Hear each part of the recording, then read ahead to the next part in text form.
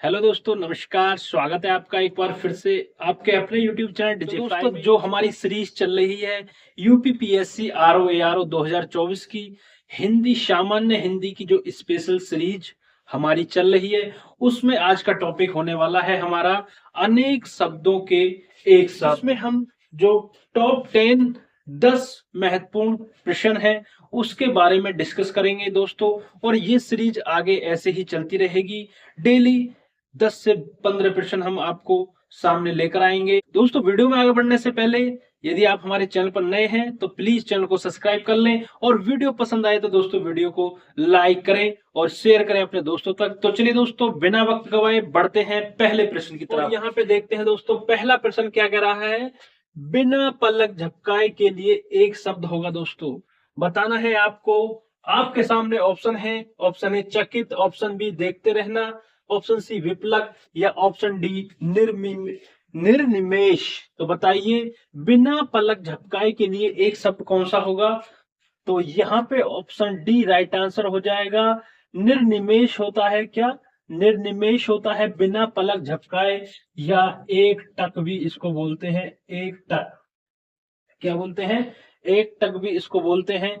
चलिए बढ़ते हैं दूसरे प्रश्न की तरफ। दोस्तों, जितने भी महत्वपूर्ण प्रश्न हैं हम उन सभी को कवर करेंगे, जो कहीं ना कहीं बार बार परीक्षाओं में पूछे गए हैं। उन सभी का समावेश हम इस सीरीज में कर रहे हैं दोस्तों, जो कि परीक्षा की दृष्टि से बहुत ही महत्वपूर्ण होने वाले हैं दोस्तों। चाहे आप तैयारी कर रहे हैं यूपीएसआई की, या आप यूपी कांस्टेबल या एसएससी जीडी, जितने भी एग्जाम हैं जिसमें हिंदी आपका पूछा जाता है, या यूपी पीसीएस का एग्जाम हुआ, या आपका यूपी सुपर टेट हुआ, या यूपी टेट हुआ, उन सभी के लिए ये वीडियो बहुत ही महत्वपूर्ण होने वाली है। तो चलिए दोस्तों, प्रश्न नंबर दूसरा देखते हैं। जो स्त्री सूर्य भी न देख सके, जो स्त्री सूर्य भी न देख सके के लिए एक शब्द कौन सा होगा। ऑप्शन ए विदुषी, ऑप्शन बी अलक्ष्या, ऑप्शन सी ऐश्वर्यपस्या, या ऑप्शन डी शास्त्रज्ञ। तो बताइए क्या होगा। जो स्त्री सूर्य भी न देख सके दोस्तों, उसे क्या कहते हैं? ऐश्वर्यपस्या कहते हैं दोस्तों। अब बात करें दोस्तों, यहाँ पे एक शब्द और आता है सूर्य सूर्यम पश्या। दोस्तों, ये जो होता है कभी कभी ये भी इसकी जगह देखने को मिल जाता है, क्योंकि ये जो शब्द है ऐश्वर्य पश्या, ये आपका हिंदी का शब्द है। और ये जो है ऐश्वर्यम पश्या, जो आधी में का इसमें डिफरेंस है, ये आपका दोस्तों क्या है? ये आपका संस्कृत का शब्द है। तो ये इसकी जगह यहाँ पे देखने को मिल जाता है। तो दोस्तों, आपको कंफ्यूज बिल्कुल नहीं होना है। और बात करें दोस्तों, विदुषी किसे बोलते हैं, तो जो स्त्री किसी एक विशेष विषय में जो ज्ञाता होती है, जो एक विशेष विषय की ज्ञाता होती है, उसे क्या कहते हैं? विदुषी कहते हैं दोस्तों। अब बात करें यहाँ पे शास्त्रज्ञ क्या होता है, तो शास्त्रज्ञ जो होती है, जो स्त्री किसी विशेष शास्त्र की ज्ञाता हो, जिसकी शास्त्र की ज्ञाता हो, उसे क्या कहते हैं? शास्त्रज्ञ कहते हैं दोस्तों। तो एक ही प्रश्न से दोस्तों 2 से 3 प्रश्न यहाँ पे तैयार हो गए। इसी तरह हम दोस्तों पढ़ेंगे, ताकि जो प्रश्न जैसे बन रहे हैं उससे ही आपको अंदाजा लगा ले कि किस तरीके के प्रश्न और कहां से प्रश्न एग्जाम में आने वाले हैं दोस्तों। तो चलिए देखते हैं प्रश्न नंबर तीसरा। जिसकी आशा न की गई हो के लिए एक शब्द बताना है आपको। जिसकी आशा न की गई हो उसके लिए बताना है। ऑप्शन है ए है आशातीति, ऑप्शन बी नाउम्मीदी, ऑप्शन सी अग्रसूची, या ऑप्शन डी अप्रत्याशित। तो बताइए क्या होगा दोस्तों। तो इसका आंसर राइट आंसर होगा, जिसकी आशा न की गई हो उसके लिए क्या है? अप्रत्याशित शब्द का प्रयोग करते हैं दोस्तों। और बात करें दोस्तों आशा से परे, क्या? आशा से परे या आशा से अधिक, तो आशा से परे के लिए क्या शब्द प्रयोग होता है? तो वो होता है आशातीत होता है। क्या होता है? आशातीत प्रयुक्त होता है उसके लिए। ठीक है। अब यहाँ पे प्रश्न नंबर 4 की तरफ बढ़ते हैं।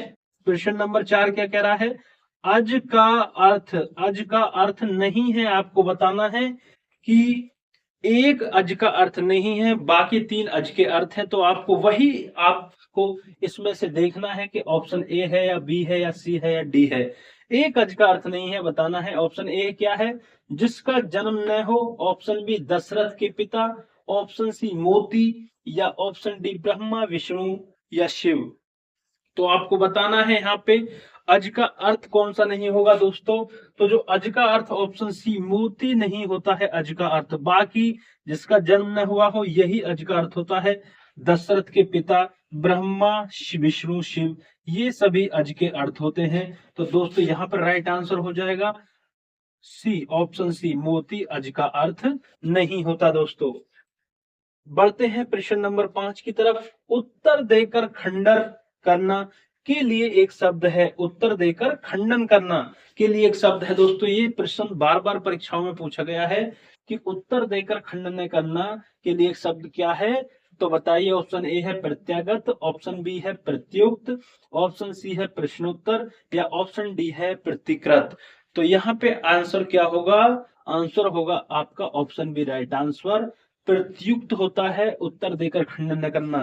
दोस्तों जितने भी प्रश्न हैं हमने ये वो प्रश्न लिए हैं जो बार बार कहीं ना कहीं आपसे परीक्षा में देखने को मिले हैं या मिलते रहेंगे दोस्तों। और ऐसे ही दोस्तों अब यहाँ पे देखते हैं प्रश्न नंबर 6। आज्ञा का क्या अर्थ है, आपको बताना है आज्ञा का क्या अर्थ है।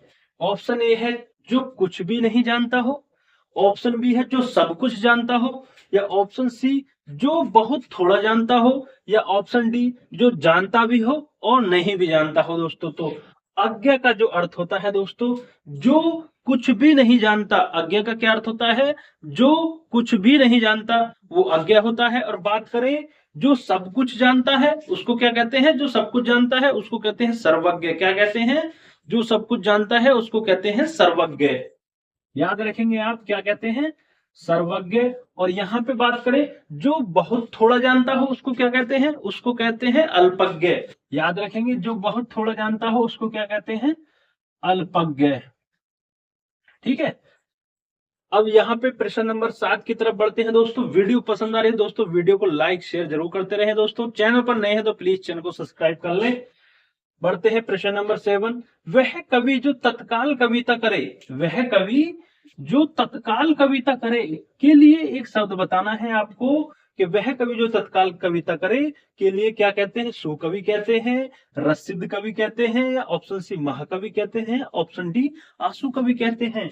तो क्या कहते हैं, वह कवि जो तत्काल कविता करे उसको कहते हैं आप आंसू कवि। क्या कहते हैं, आंसू कवि। महान कवि को महाकवि कहते हैं, महान कवि को क्या कहते हैं, महान कवि कहते हैं। ठीक है। प्रश्न नंबर 8 देखते हैं।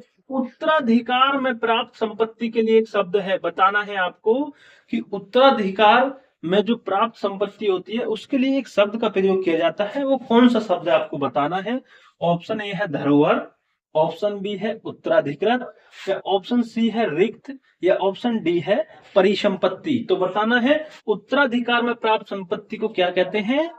तो उत्तराधिकार में प्राप्त संपत्ति को कहते हैं रिक्त। क्या कहते हैं दोस्तों, रिक्त कहते हैं दोस्तों। अब बात करें यहाँ पे जो धरोहर शब्द है, धरोहर शब्द किसके लिए प्रयोग किया जाता है, तो किसी की वस्तु दूसरे के पास हो, किसी की वस्तु दूसरे के पास हो उसको क्या कहते हैं, धरोहर कहते हैं।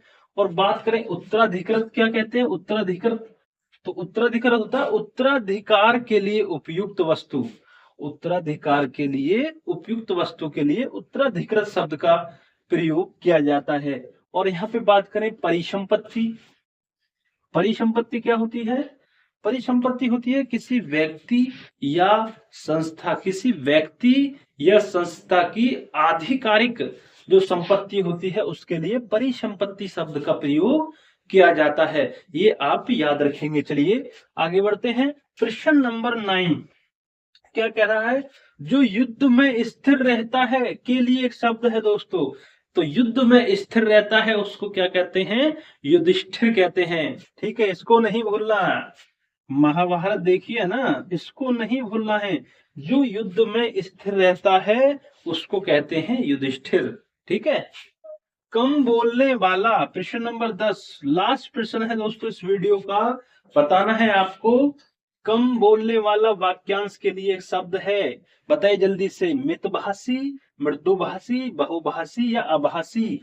तो कम बोलने वाले को क्या कहते हैं, कम बोलने वाले को दोस्तों कहते हैं मितभाषी क्या कहते हैं? मितभाषी। और बहुभाषी क्या कहते हैं? अनेक भाषाओं का ज्ञान रखने वाला। क्या कहते हैं? बहुभाषी, बहुत भाषाएं जानने वाला। क्या है? बहुभाषी। मृदुभाषी का मतलब मधुर बोलने वाला, मधुर बोलने वाला। क्या? मधुर बोलने वाला। ठीक है। और यहाँ बात करें यदि आभासी की, आभासी की, तो इसका क्या हो जाएगा? न बोलने वाला। भाषा, भाषा न बोलने वाला। तो आभासी का क्या हो जाएगा? यहाँ पे आभासी किसके लिए प्रयोग किया जाता है? भाषा न बोलने वाला। ठीक है।